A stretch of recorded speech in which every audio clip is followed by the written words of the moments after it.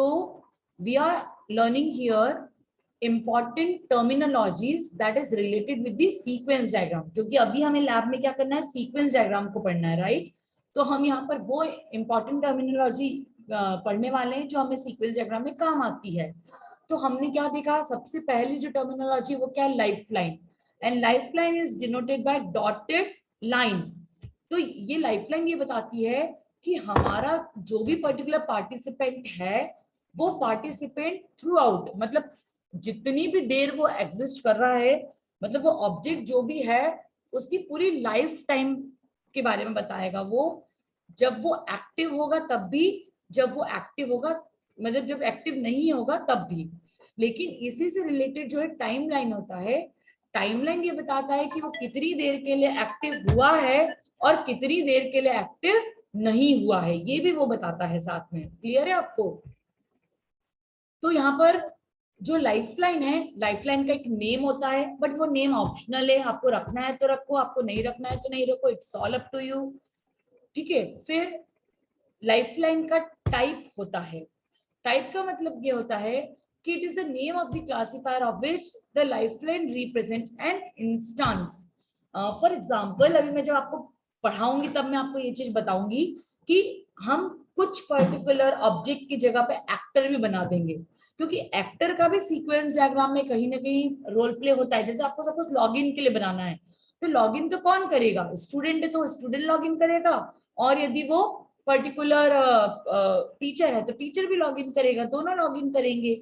मतलब एक्टर का भी सीक्वेंस डायग्राम में रोल होता है और ऑब्जेक्ट का भी सीक्वेंस डायग्राम में। तो ऑब्जेक्ट को आप सिंपल रिप्रेजेंट जैसे करते हैं वैसे कर देंगे, लेकिन एक्टर को आप एज एन एक्टर का जो सिंबल है वो यूज करके भी रिप्रेजेंट कर सकते हैं, और मैं बताऊंगी जब अपन लैब में काम करेंगे तब।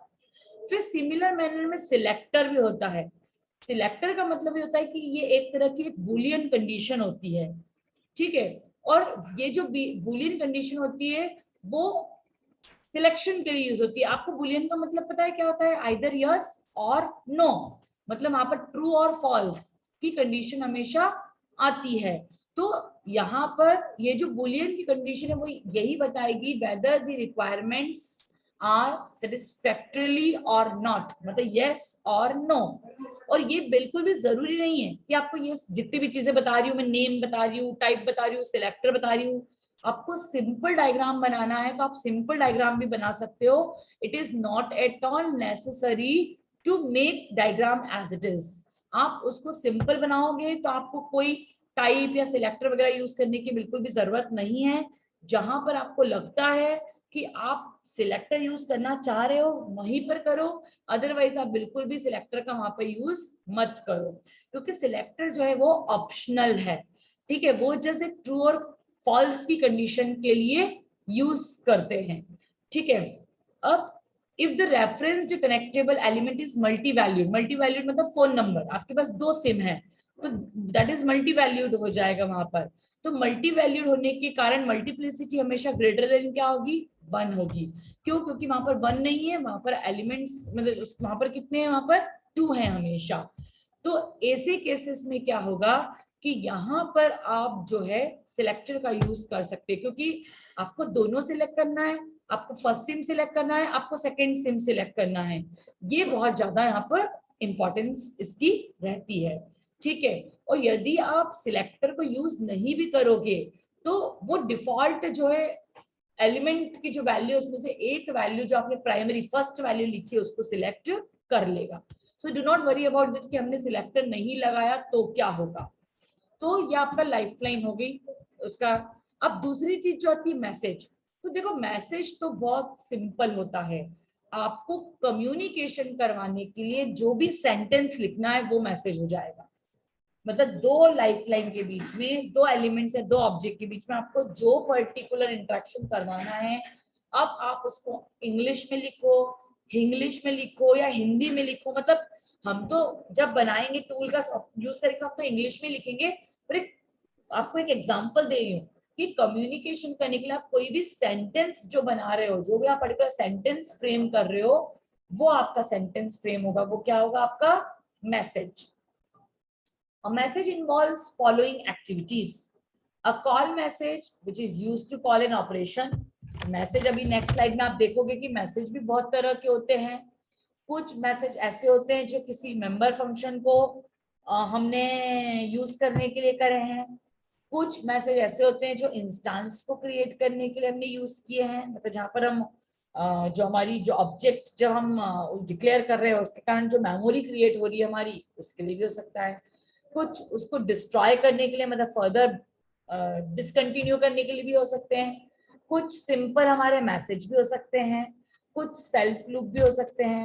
मतलब मैसेज जो है हमारे वो बहुत तरह के हो सकते हैं, लेकिन ओवरऑल जो हमारा मैसेज करने का या मैसेज लिखने का जो रीजन है वो यही है कि मैसेज हमारे सिस्टम को एक फ्लो में कन्वर्ट करता है, और फ्लो ऑफ कंट्रोल जो है वो हमारा मैसेज ही हमको बताता है।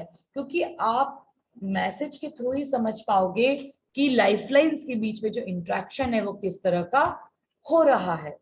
तो मैसेज जो है, it can be synchronous, it can be asynchronous, it can be return message, it can be object creation, it can be object destruction जैसे मैंने आपको बताया, it can be found message, it can be lost message.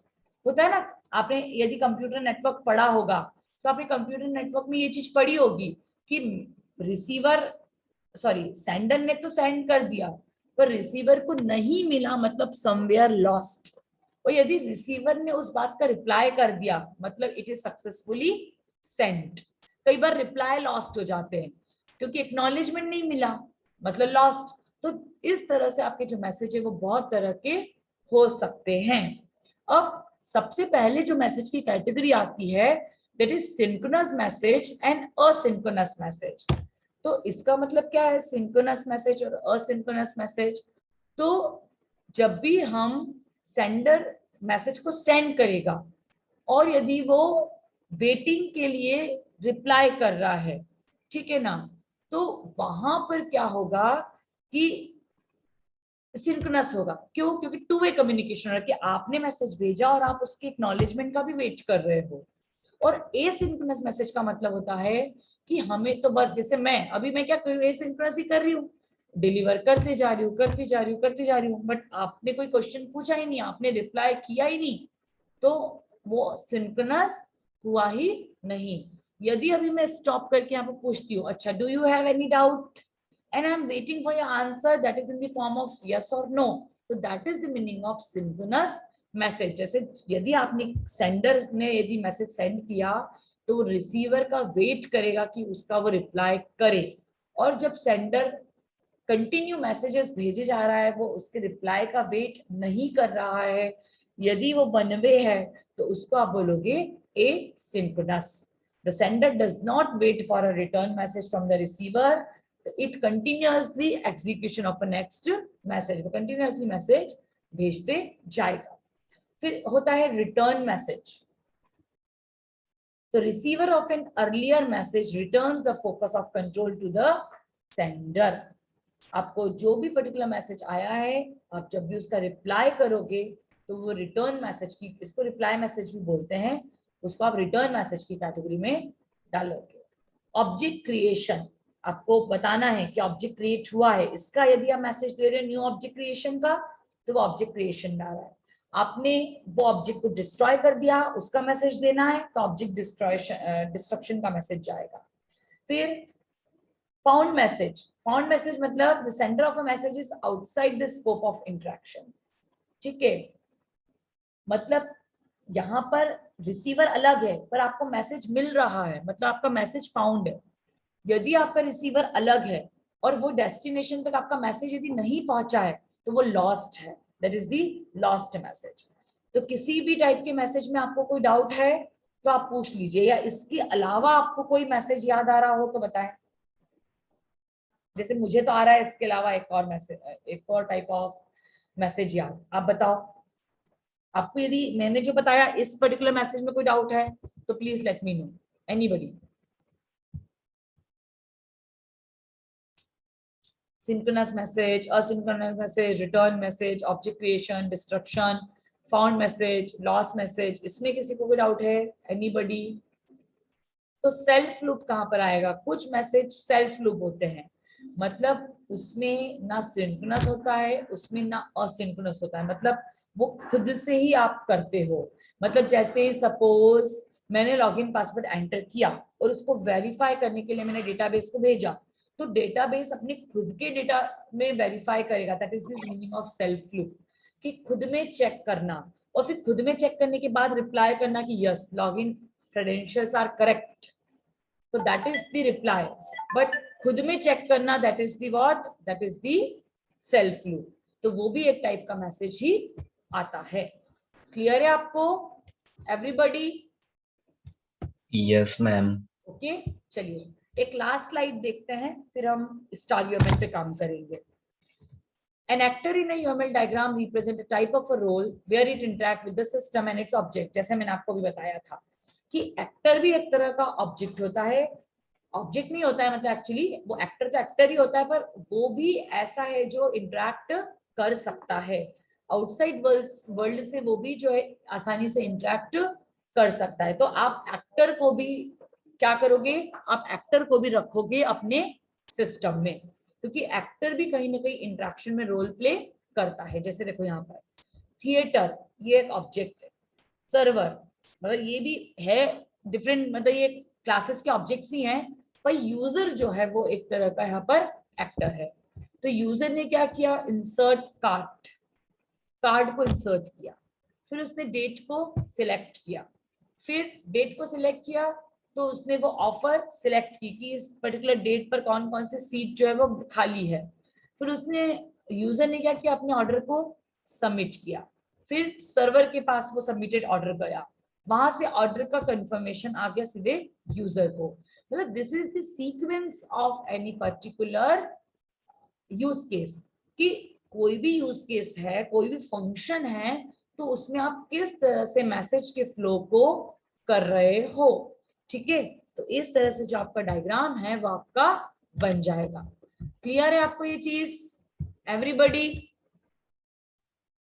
Yes ma'am. Clear है? देखो अभी star UML पे मैं बना के बताती हूँ, तो आपको ये चीज जो है काफी क्लियर हो जाएगी, बिकॉज इतना टफ नहीं है। Sequence diagram is the easiest diagram, मतलब class diagram is tough, use case diagram is tough, but जो सीक्वेंस डायग्राम है वो बिल्कुल भी टफ नहीं है, वो बहुत इजी होता है।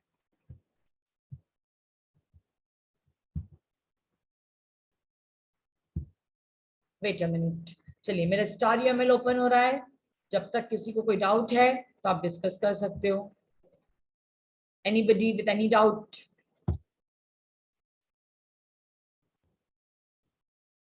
No doubts? Clear everything? Ma'am हाँ विनय। मैम क्वेश्चन है मैम, जैसे अगर वहां पे दो सिचुएशन रही कि अगर जैसे होता है ना कि अगर पासवर्ड इनवैलिड हुए तो उस कंडीशन में वो क्या करेगा, हाँ जैसे वैलिड हुए तो वो वो भी तो अभी मैं करेगा ही करेगा लोगे। हाँ जब भी आप अभी मैं आपको जब सिखाऊंगी ना, तो मैं बताऊंगी या आपको वहाँ पर रिप्लाई मैसेज जो है वो भी दो तरह के होते हैं। मैम वो अगेन उसके पास जाएगा और सीक्वेंस वाइज काम करेगा मैम। अगर लॉगिन नहीं हुआ तो वो अगेन मैम उसमें ना ना जाएगा ना कंफर्मेशंस नहीं, में। मैं बताऊंगी आपको वो कैसे होगा। Wait a minute, just wait. देखो स्टार यूएमएल विजिबल है आपको? Yes ma'am. Yes ma'am. Model पे जाएंगे, एड डायग्राम और सीक्वेंस डायग्राम। देखो सीक्वेंस डायग्राम से सारी रिलेटेड चीजें यहाँ पर आ गई। तो सबसे पहले यहाँ पर लेंगे लाइफलाइन,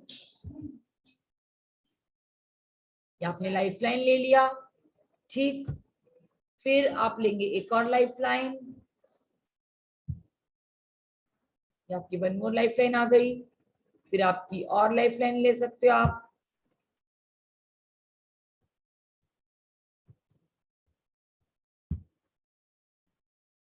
ये क्या हो रहा है, वेट अ मिनट।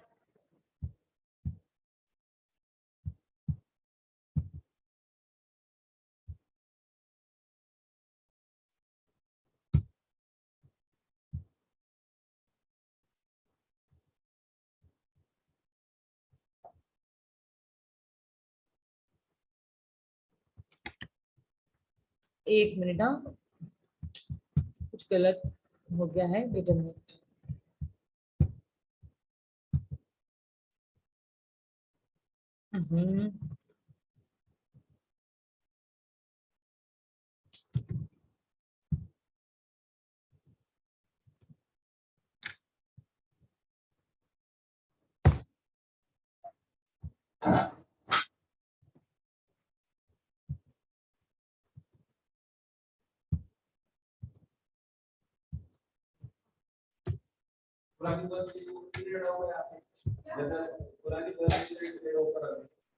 चलिए अब यहाँ पर ये क्या हुआ, model add diagram and sequence diagram.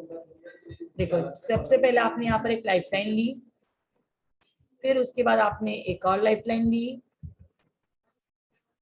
फिर यहाँ पर आपने एक और लाइफलाइन ली। ठीक, अब आपको मैसेज देना है, तो आप मैसेज दिया, मैसेज पे क्लिक किया, पहले लाइफलाइन से मैसेज जाएगा लाइफलाइन नंबर 2 पर। आप यहाँ पर जो भी मैसेज है वो कर सकते हो। Please open form. अभी मैं कुछ भी लिख रही हूँ रैंडम, आपको सिर्फ समझाने के लिए। तो ये मेरा मैसेज नंबर क्या हो गया, 1 हो गया। फिर मैंने इस मैसेज को आगे बढ़ाया, सिलेक्ट ऑप्शन। सपोज फॉर्म यहाँ पर हो गया होगा, ठीक है, सिलेक्ट ऑप्शन। फिर सपोज मैंने यहाँ पर कोई सेल्फ लूप लगाया, मैंने लिखा यहाँ पर चेक फॉर ऑप्शन, कि मैं जो सिलेक्शन चाहती हूँ वो ऑप्शन है या नहीं है। फिर इसको आप देखो ऐसे करके इस टेक्स्ट को अलग भी कर सकते हो, थोड़ा सा दूर भी कर सकते हो। फिर आया आपका रिप्लाई मैसेज, रिप्लाई मैसेज लिया आपने, यहाँ से रिप्लाई मैसेज करा अगेन हियर। फिर आपका जो रिप्लाई मैसेज आया, ऑप्शन फाउंड,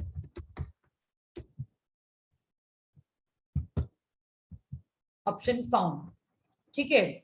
ऑप्शन फाउंड के बाद यहाँ पर जो भी आप पर्टिकुलर करना चाहते हो वो आप कर सकते हो। फिर जैसे आप अभी पूछ रहे थे मुझसे कि मैडम वो मतलब क्या होगा दूसरे का, यदि सेकंड वाला ऑप्शन मतलब नहीं होगा तो उसका क्या होगा, यदि ऑप्शन नॉट फाउंड वाला केस आता तो उस केस में क्या होता, तो वहां पर आप जो है एक और रिप्लाई मैसेज जो है वो कर सकते हैं। कहाँ गया,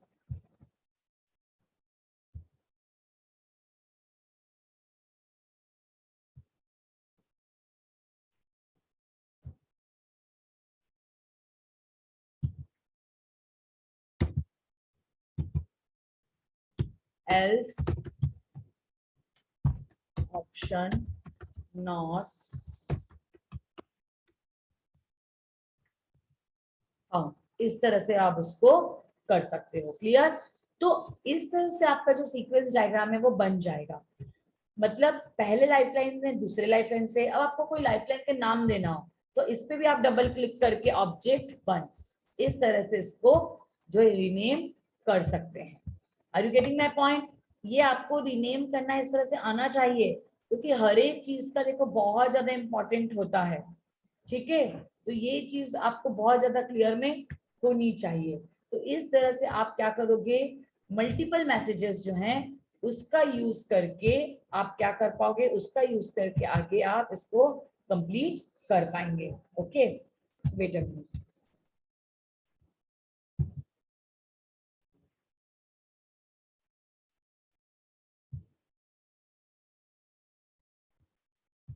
देखो ये इस तरह से मैसेज आ गया, डिस्ट्रॉय डिलीट मैसेज, मतलब जो पहले था पर अब लेटर ऑन नहीं है, मतलब उसको अब आप कंसिडर नहीं कर रहे हो, ठीक है। तो इस तरह से आप वो वाले मैसेज भी बना सकते हो। मतलब देखो वो टोटल ऑप्शनल है, क्योंकि अब उसका कोई रोल नहीं है, वो डिस्ट्रॉय हो चुके हैं, लेकिन आप बनाना चाहें तो बना सकते हैं। तो दिस इज हाउ आपको सीक्वेंस डायग्राम जो है वो बनाना है। सीक्वेंस डायग्राम में सबसे बड़ा चैलेंज, ठीक है, सीक्वेंस डायग्राम में सबसे बड़ा चैलेंज यही है कि आपको यहाँ पर सबसे पहले तो ऑब्जेक्ट्स को आइडेंटिफाई करना पड़ेगा कि ऑब्जेक्ट किस तरह से काम कर रहे हैं, और दूसरी चीज आपको एक और चीज देखना पड़ेगी कि वो ऑब्जेक्ट के बीच में क्या मैसेज जो है वो पास हो रहे हैं। आपको ये बहुत ज्यादा इम्पोर्टेंट है आपको करने के लिए। ठीक है, चलिए अभी इन बिटवीन किसी को कोई डाउट है? एनीबडी? No ma'am. थोड़ा बहुत भी सीक्वेंस डायग्राम क्लियर है कि थोड़ा बहुत भी सीक्वेंस डायग्राम में क्या हो सकता है? फिर हम बनाएंगे सीक्वेंस डायग्राम, और जब आप बनाओगे ना आपको बहुत इजी लगेगा, क्योंकि सीक्वेंस, कोलैबोरेशन और एक्टिविटी, ये जो तीनों डायग्राम है ये काफी काफी एक दूसरे से रिलेटेड हैं। आप इसको बनाओगे तो आपको 100% समझ में आएगा। तो किसी को कोई डाउट नहीं है? पक्का एकदम क्लियर है सबको? कैसे बनाएंगे, आप किस तरह से करोगे, आपको एकदम क्लियर हो रही है चीज? Yes ma'am. ठीक है, if it is clear then it is good.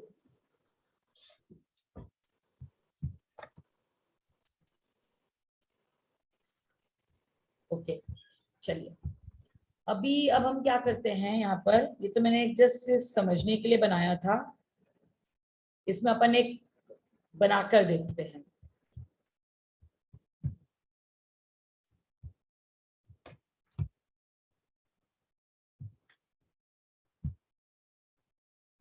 Okay, अब पहले हम यहाँ पर एक लाइफलाइन लेते हैं, इसमें हम लिखते हैं यूजर, ठीक।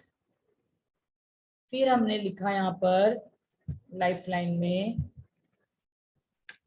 लॉगिन फॉर्म, और आप कुछ भी लिख दो यहाँ पर, suppose we write it as web. Web मतलब क्या particular, wait a minute, login form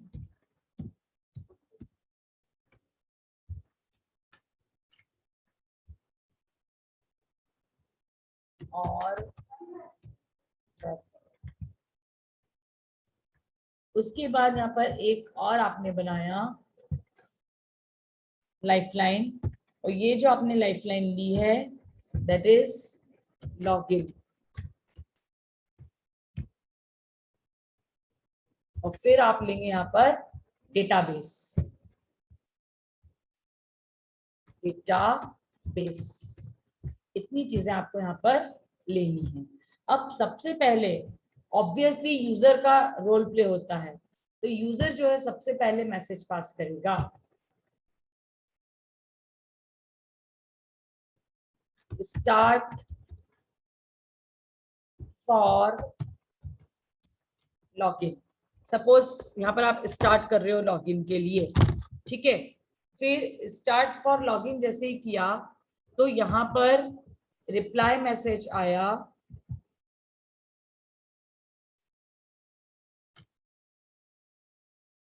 login form displayed, मतलब आपका जो लॉगिन फॉर्म है वो डिस्प्ले हो रहा है।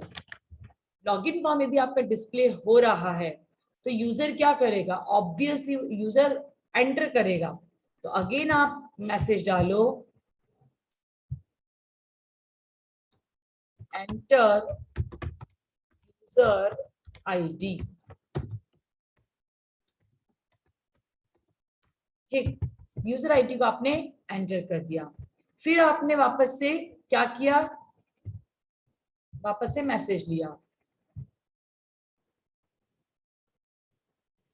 एंटर पासवर्ड, आपने यहाँ पर पासवर्ड को भी क्या करा, एंटर कर दिया।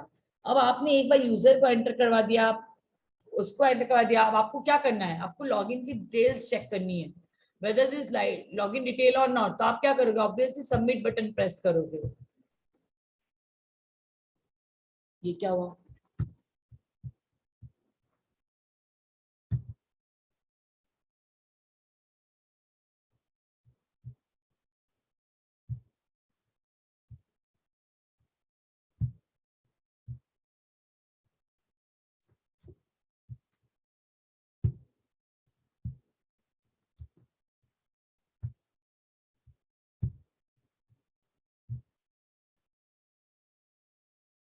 सबमिट डिटेल्स, ठीक है। डिटेल सबमिट हो गई। अब सबमिटेड डिटेल क्या होगी, चेक होने जाएगी, इसको आप फॉरवर्ड कर दीजिए।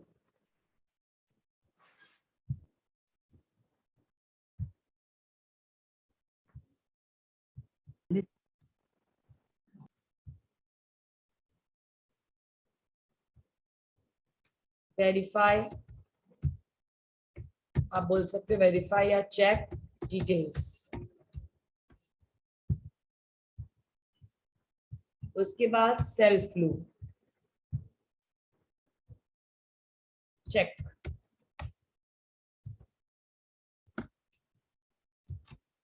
आपका क्या हुआ, चेक हो गया। फिर चेक होने के बाद reply message,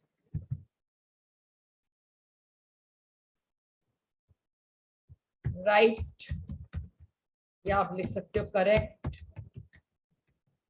red and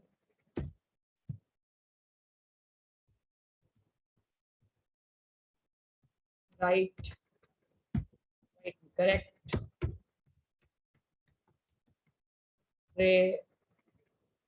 credentials, ठीक है। और जैसे करेक्ट क्रेडेंशियल होता है आपका रिप्लाई मैसेज क्या आ जाएगा यूजर को,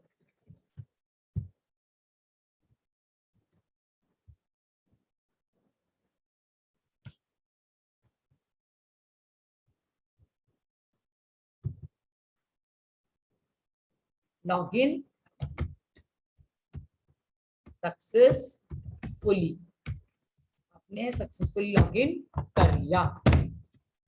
फिर लॉगिन यदि सक्सेसफुली होता है, ठीक है, तो लॉगिन सक्सेसफुली करने के बाद यदि आपको कोई और ऑप्शन अगेन यूज करना है तो आप वो भी कर सकते हो।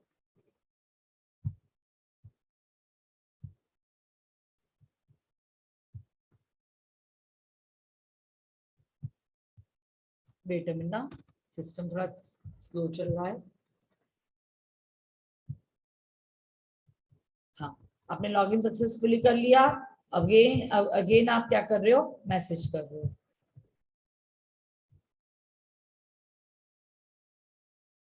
Display various options,